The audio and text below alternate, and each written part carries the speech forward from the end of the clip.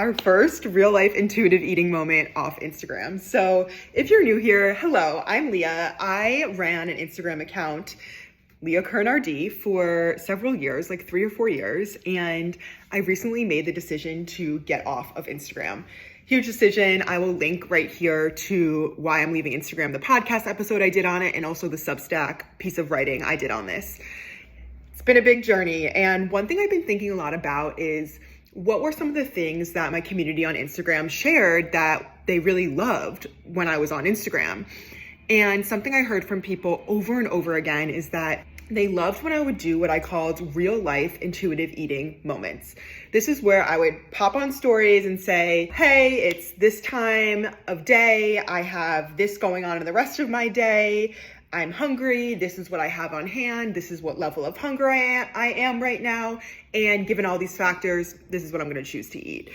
And people shared with me that this was so helpful for them to see intuitive eating in practice. It wasn't just this like theoretical hunger fullness scale or theoretical tools, but it was how do you actually apply those tools as an intuitive eater in real time. So I was thinking about how I could bring those back in a way that would feel good for me because Instagram is no longer feeling aligned for me. And here we are on video. And I am thinking about continuing to do this. I would love your feedback on if you like this, if it feels fun for you, and we'll kind of see how it goes. We're in a big experimental phase right now as I move away from Instagram. So real life intuitive eating moment off Instagram, first time ever. So it is, oh, and also like big disclaimer, I am not about the what I eat in a day videos. I will never show you or tell you about everything I eat in a day because I think that just breeds unhealthy comparison and you saying like, she ate that much or should I be eating that much or like, you know, whatever assumptions you might make. And so I will never do that. I will only do moments, but I will never give you the full context of everything I eat in a day. I'll just give you like the moment and the surrounding context. Real life intuitive eating moment. So it is 9:11 a.m. My first meeting of the day today is at 1 p.m.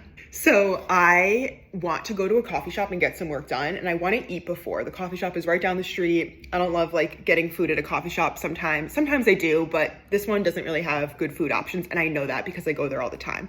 I'll just get a drink. Don't worry, I'm not the kind of person who's going to sit at the coffee shop and not get anything. So I want to eat something that will carry me through till my meeting at 1 p.m.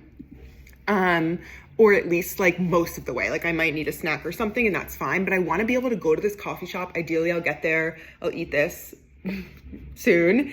And then let's see, I'll probably get there at like 9:30, 10:30, 11:30. I want to try to get like 2.5 hours of work done there. It would be great to not need food during that time because like I said, I don't love the food options at this coffee shop. And I'll get like a drink or something. So I'm thinking, okay, what can I eat that will carry me through 2.5, maybe even 3 hours and allow me to just like bang out this work without feeling like, oh, I'm hungry and I need to eat something. And what I was really craving this morning was something savory. I don't really like have something savory that I can make quickly or that's like appealing to me. I had eggs yesterday and they kind of left me feeling a little nauseated. Sometimes that happens to me with eggs. So instead I looked in the fridge and I have this leftover oatmeal. I made oatmeal on the stove on Sunday. Today's Tuesday and it's fine. Like it will be fine. It's not like the number one thing I'm craving, but sometimes with intuitive eating, it's not like we always perfectly satisfy our cravings. Sometimes it's just like practical eating. And that's kind of what this is right now. So I'm like, okay, I have this oatmeal. I know that will be filling and keep me full for a while. I microwaved it. I added a big slice of butter to it because I know that I need fat to be satisfied. And then I'm going to sprinkle some of this brown sugar on it. I'm putting the oatmeal, so don't judge me, whatever, it's my house. And I really like that butter sugar combo. That helps it to be more satisfying. And back in my restrictive days, I would have just like eaten the plain dried oatmeal and felt guilty for any amount of sugar that I added. Those days are behind us. So here we are. This is going to be my breakfast. I'm going to eat it. I'm going to go do some work and I'm going to be fueled because it has a lot of fiber. It has fat, fiber from the oats, fat from the butter, carb from the oats, and also carb from the brown sugar. So because it, and protein, some protein from the oats.